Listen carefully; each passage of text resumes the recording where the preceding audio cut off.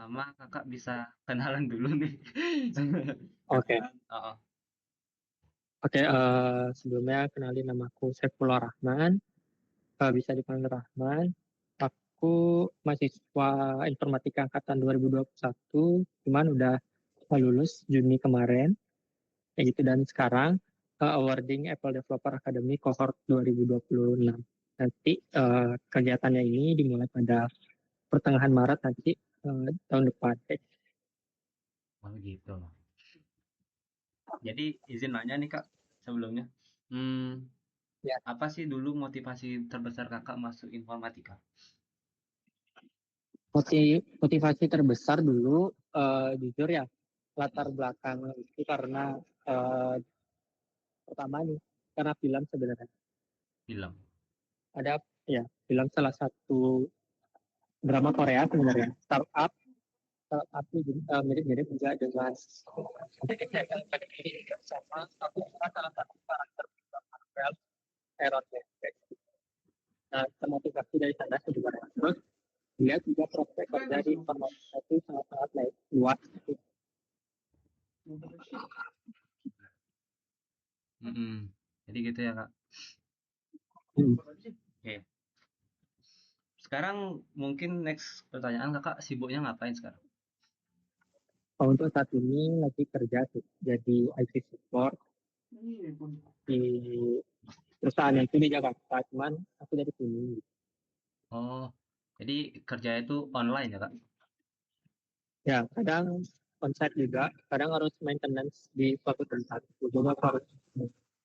Oh, oke oke oke. Kalau boleh tahu, kakak, hmm, ini kan jurusan IT kan luas ya kak ya? Mm-mm. Hmm. Habis itu kakak itu kerjanya di bidang apa sih? Kalau aku satu di bidang cyber security-nya sih, masih termasuk kalau cyber security. Cuman sebenarnya basic itu lebih ke front end developer, kayak gitu. Cuman aku emang udah ada basic dari SMK terkait cyber security dari lain-lain. Jadi nyambi itu sambil nunggu kegiatan Apple Academy-nya mulai Maret tahun depan. Hmm, seperti itu. Jadi waktu eh, gini kan di Infor itu kan dulu di UNU tuh ada 9 penjurusan kan, J9 tuh kan. Hmm, Kakak itu maksudnya ke ya, cyber security atau front end kak? aku ke J9 ya, UI UX design. Oh UI UX. Ya, ya. Nah kalau tahu boleh tahu itu kenapa kakak milih UI UX design? Oke, balik lagi latar belakangnya. eh aku ini basicku pertama. Di situ aku suka banget terkait hal-hal tentang. Nah, terus kenapa aku milih UI UX? Nah, aku tertarik untuk membuat suatu desain web ataupun mobile yang menurutku enak dilihat dan terekspirasinya itu bisa friendly lah untuk digunakan. Hmm, Bisa friendly banget. Jadi kenapa salah satu alasan aku milih UI UX karena itu sih. oke. Dan sebenarnya UI UX itu bisa meliput ke semua penjurusan sih yang ada di Instagram. Hmm. Kenapa milih penjurusannya dari. Kalau boleh tahu Kak, dulu itu kan kita kan milih nih kan jurusan kan. Kakak itu sempat bingung nggak sih antara satu jurusan dengan jurusan yang lain harus milih yang mana? Soalnya saya ngerasain lah hal itu sekarang kan. Jadi saya itu bingung antara masuk ke bagian front end, back end atau UI UX gitu Kak. Dulu Kakak seperti itu juga uh, atau gimana? Wajar sih untuk maba itu hal wajar sih.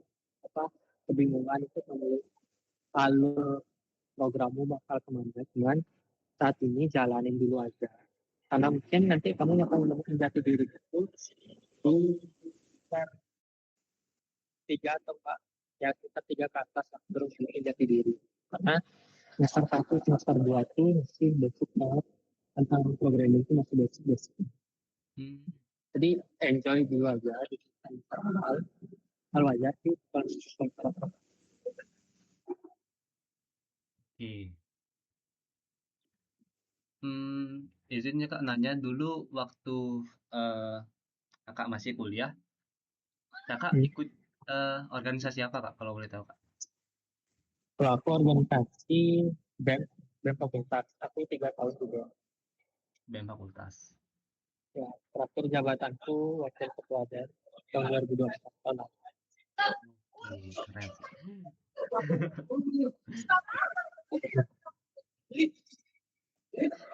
Kalau nggak kuat untuk melek, merem aja nggak apa-apa. Nggak apa Kak, aman kok. Masih perih ya, makanya. Nggak sih, nggak terlalu. Gini, next question. Kira-kira ini kan kita di apa namanya? Di informatika itu kan banyak kan mengenal mata kuliah atau mata pelajaran baru gitu kan. Nah, Hmm. kira-kira ada nggak sih dari sekian mata pelajaran atau mata kuliah itu yang kepake di lapangan pekerjaan atau dunia pekerjaan? Jujur ya, Kakak, heeh. jujur kalau di dunia industri, mata kuliah tuh nggak terlalu banyak dipakai sih jujur. Nah, di mata kuliah tuh basic banget sih, benar-benar basic yang kita pelajari. Cuman itu jadi salah satu landasan karena ibaratnya di dunia industri, kalau misalnya di front end, di aku itu cuma diajarin pakai PHP aja loh sama. Cuman kalau misalnya di industri udah ke React, butuh Vue, dan apa framework yang lain biasanya. Ini Iya. dikit banget ini pakai contoh basic doang. Jadi kemarin tuh jujur ya Kak, aku mikir kan mungkin aku belajar sistem digital kan. Ini nanti aku Nah, belajar ini buat apa ya di industri gitu kayak gitu. iya, Ya kayak gitu lah. udah nggak nggak kelihatan relevan sih. Jujur Hmm. kayak bingung juga sebenarnya apa sebenarnya saya cari. Soalnya kita dari kating-kating yang lain juga sama. Dia nggak nemuin mata kuliah yang dia pelajarin itu di dunia industri. Jadi dia harus jauh lebih banyak lagi untuk belajar. Hmm. Terus apa lagi ya? Oh ya, kemarin aku kan sempat wawancara sama Kak Dana. Hmm, Kak Dana kan. Habis itu dia cerita itu Lord kalau sih. Kak Dana kan. Habis itu dia cerita kalau misalnya bisa magang di Apple tuh gacor sih. Bisa dikasih Mac, iPhone sama earphone itu alat-alat Apple tuh gratis gitu. Itu benar nggak sih Kak? Ya benar, benar. Benar. Itu gini ya, aku cerita ada dikit terkait Apple Academy. Sebenarnya Apple Academy itu ada dua program ya. Pertama itu ada Apple Foundation yang pernah aku ikutin pas tahun lalu. Jadi selama sebulan. Itu benar difasilitasi lengkap oleh Apple, entah itu MacBook ataupun iPhone. Tapi itu cuma dipinjamkan sementara. Nah, ada yang Apple Developer Academy yang tahun depan aku bakal ikutin, yang 10 bulan tuh, itu Hmm. baru full akses ke seluruh produk Apple. Kayak Apple Watch, iPhone, MacBook, yang terbaru semuanya bakal difasilitasi. Gitu. Itu Oh, kita bakal punya, cuman nggak boleh dibuat. Karena setiap tahun itu bakal dipantau selama 2 tahun kalau nggak salah. Gitu. gitu. Kalau boleh tahu, itu itu kan eh, Apple itu kan perusahaan luar ya Kak ya. Itu di Indonesia di mana sih tempatnya? Atau mungkin di Bali ada Kak? Kalau Apple Academy itu ada 5 lokasi sekarang. Hmm, Pertama itu ada di Tangerang, Tangerang. kedua di Surabaya, ketiga di Batam, keempat di Bali, baru tahun lalu kita, Hmm. tahun ini. Terus ada yang di Sentral Jakarta baru tahun depan. Aku angkatan pertama nanti. Berarti kakak yang sekarang magang ini di mana kak? Magang. Maksud Aku gini nggak kerjanya? gini sih. Kerjanya di Jakarta, cuman remote sih kawannya juga. Jadi Hmm, oke oke. Next apa ya? Aku kok lupa sama pertanyaanku nih. Nah,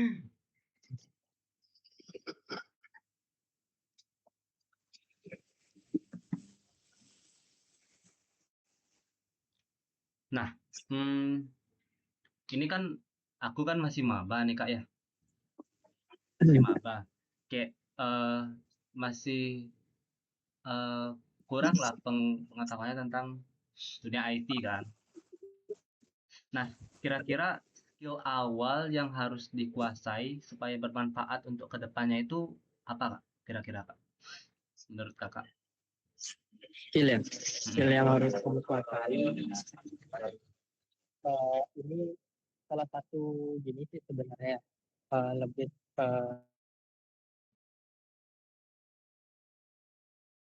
nyamuk, nanya, nyari, nemu, kayak gitu. Hmm.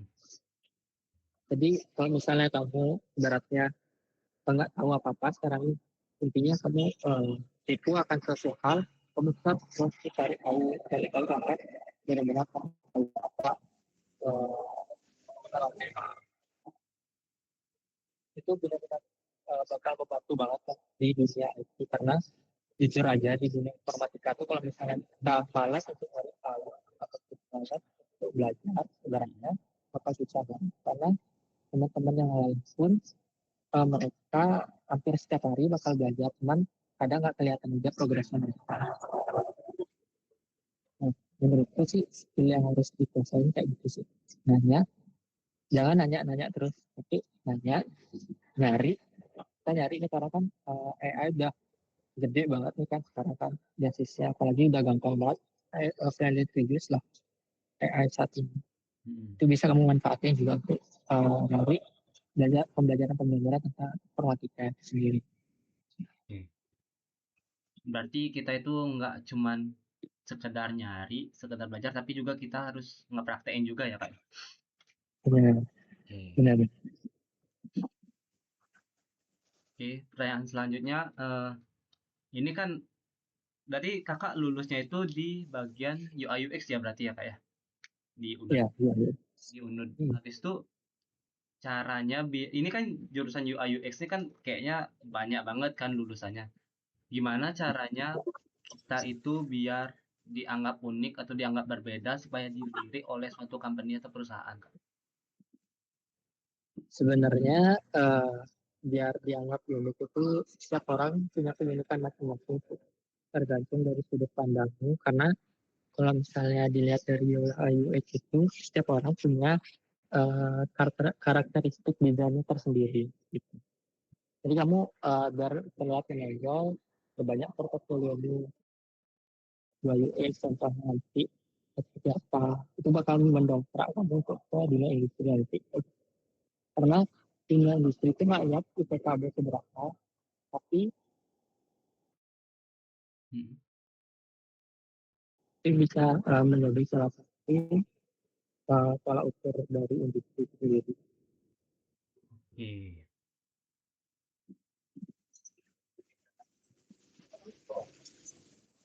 Jadi kalau misalnya pengen dilihat atau dilirik gitu berarti kita harus nampilin apa namanya portofolio yang bagus gitu ya Kak ya? Benar, Oke. benar. Kira, Portofolio. heeh.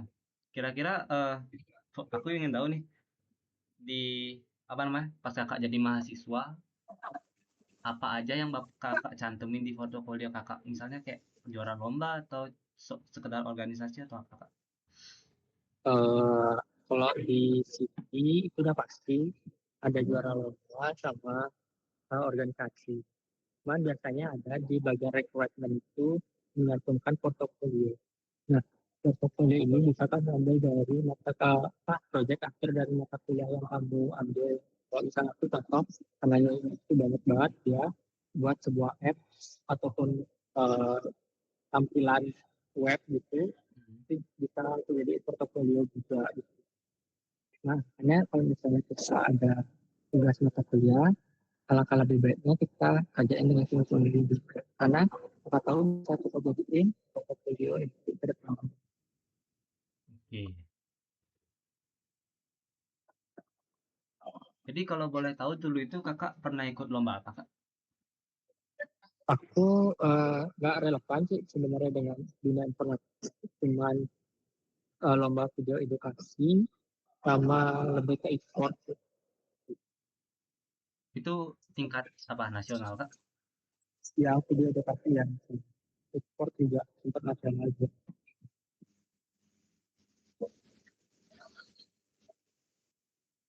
Oke, mungkin aku mau nanya ke eh, tantangan terbesar apa sih yang Kakak hadapi selama ini dan bagaimana cara nyelesainya gitu loh Kak. Selama Kakak udah lulus dan udah kerja sekarang. Tantangan terbesar ya. Mm-mm. Tantangan terbesar tuh lebih ke sebenarnya banyak hal yang masih belum aku ketahui sih. Itu jadi tantangan terbesar. Nah, caraku mengatasinya sama kayak yang kedua tadi. Yang nyamuk itu aku pakai sebagai patokan. Hanya kalau misalnya ibaratnya apa yang kita nyari tahu, gimana cara kita biar tahu tentang apa yang sebenarnya aku belum ketahui, yang bisa aku implementasikan. Itu jadi salah satu uh, apa uh, tantangan terbesar itu saat ini. Oke. Jadi tentang apa namanya? Festival itu kayak kita apa namanya? Cara ngatasinnya itu kita harus nyari tahu apa yang belum kita tahu seperti itu ya Kak ya. Hmm. Oke. Contoh, kalau ibaratnya aku kan saat ini baru terjun di dunia informatika Mm-mm. SMA, SMA lah yang Iya. udah banyak hal yang kamu ketahui. Terus tiba-tiba terjun di dunia perkuliahan, ternyata jauh lebih besar lagi ya. Kalau kayak kayak gitu yang harus kamu eksplor. Oke, terima kasih Kak. Eh, mungkin aku mau nanya flashback lagi ya ke pas Kakak masih kuliah.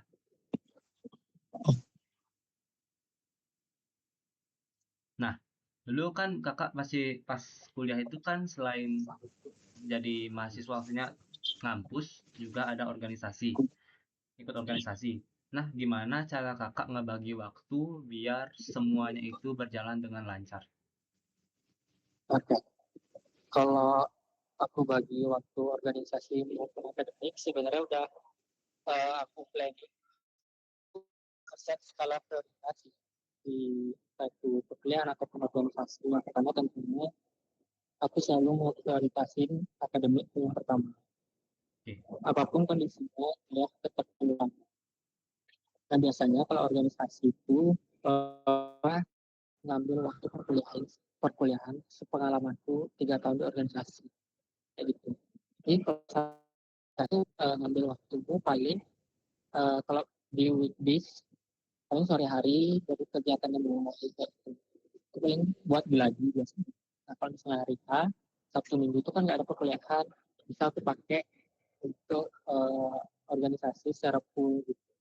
Terus kalau misalnya entah itu ada benturan dan perkuliahan biasanya kan dosen nukar-nukar jadwal kan, Hmm. nukar timeline untuk ngajar. Tapi bisa minta tolong dulu ke teman-teman kan karena di bidang fakultas itu kan minta tolong intinya komunikasi itu ke teman-teman di prodi yang lain untuk ke backup sementara pas kita lagi kuliah. Biasanya aku karena awal-awal tuh masih online sih, angkatan COVID lah dulu, angkatan 21 sampai Hmm. 2 tuh masih online kayak itu. Ini kayak gitu cara untuk ngebagi waktu. Pun sama pas di 2023, 2024 kayak gitu juga sama. Cuman tanggung jawabnya kan udah beda biasanya. Nah kalau Hmm. pas di uh, 2023-2024 tuh karena banyak ada PKL dan lain-lain tuh hal sama juga. Intinya kita komunikasi aja ke teman-teman yang lain. Jangan sampai ngilang udah sih kalau misalkan terjun ke organisasi.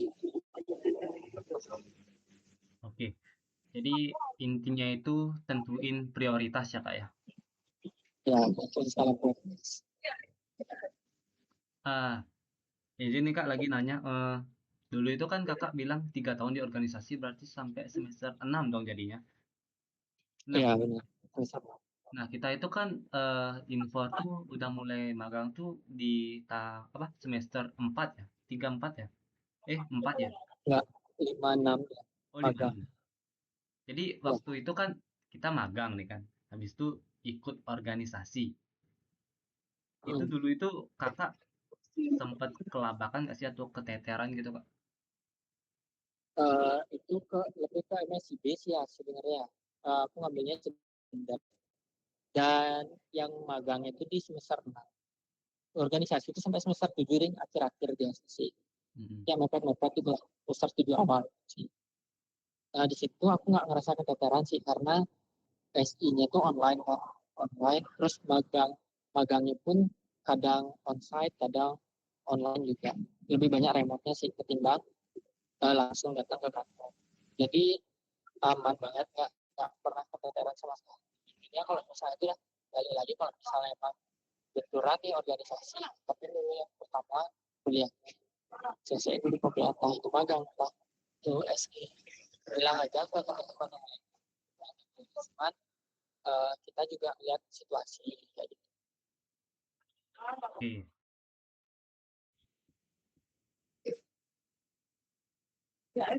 kayaknya pertanyaanku udah semua nih kak, udah Oke, semua. Heeh. ya Mungkin, sih. heeh. Mungkin untuk terakhir nih kakak bisa kasih closing statement buat maba informatika. Untuk JKT ini memang kalau khusus untuk mau overall lah ya. Hmm. Oke. Jadi untuk closing statementnya, untuk rekan-rekan mahasiswa informatika angkatan 2025, ini beratnya masih baru banget di informatika, jangan takut untuk memulai, jangan takut dan jangan merasa insecure ya teman-teman, merasa ada yang jauh lebih jago. Kamu juga harus kejar hal yang sama karena semua orang pasti mengalami struggle yang sama. Jangan pernah ragu untuk memulai dan tetap semangat. Oke. Eh, sampai lupa aku nanya nih. Di sini nanya lagi satu deh. Hmm. Itu back ke magang kakak ya, yang waktu kakak bilang magang di Apple tuh. Itu kakak nyari sendiri atau kayak direkrut gitu kak? Itu dapat impaknya dan pola itu di share info siapa yang mau berangkat ke Surabaya, 3 orang tercepat. Dan pas Mm-mm. aku waktu itu sampai dan masuk siapa, ada Aris Aris Manjaya, itu juga keterima Apple di tahun ini di Batam, dan sama Kak Radeva angkatan 20 juga keterima di Apple tahun ini bareng sama aku, untuk tahun depan di Jakarta. Hmm. Keren keren. Jadi kayak hmm, itu waktu itu kayak gimana sih kak? Eh, Gimana ya aku bilangnya ya? Sistem Kayak pembelajarannya gini apa namanya? Kayak setelah kakak lihat informasi itu kayak langsung tancap gas gitu ya? ya langsung sih. Oke, Nah, keren kak, keren. karena privilege sih menurutku, kapan lagi dapat kesempatan. Iya, terus ya. Oh iya, kalau boleh tahu, kakak lagi di mana tuh kak sekarang kak? Lagi jalan aku sampai udah jam 9, biar Hmm. nggak tunggu lama Mhm. nanti itu tapi Oh, oke. Mungkin terakhir aku minta dokumentasi nih barang kakak. Oke, gaya ya kak. Apa ya gini ya? boleh. Oke, lagi sekali kak. Gini ya. Oke, Udah, thank you ya kak. Mungkin aku nanti mas. bakal eh buat Insta Story karena itu diwajibin oleh pankelku dan nanti aku bakal tag kakak juga. Oke. Semangat ya, Terima Kak. kasih ya, Kak. Thank you, thank you. Oke.